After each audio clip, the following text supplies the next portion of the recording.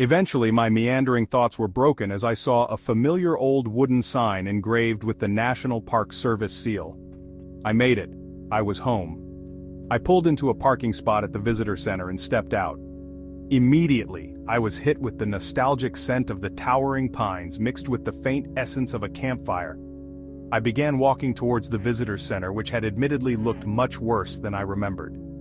The first thing you see when entering the visitor center for the park is a display on the legends of the park, the most popular of which being of the missing colonial town.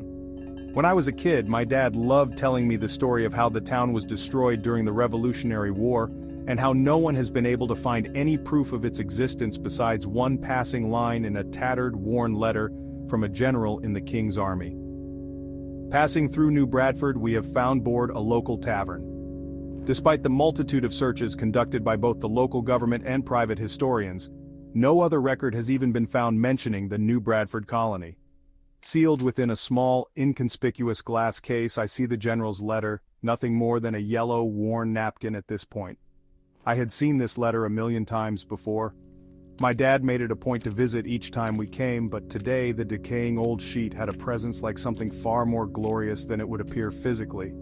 During one of our trips, when I was around 12 or 13, my dad decided that we needed to try and find the missing colony.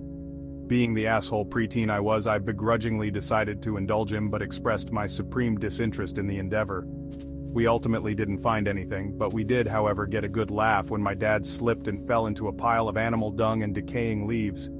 Finally, it clicked, what the letter and the trip altogether was for. I needed to finish what Dad and I started. I needed to find the missing colony.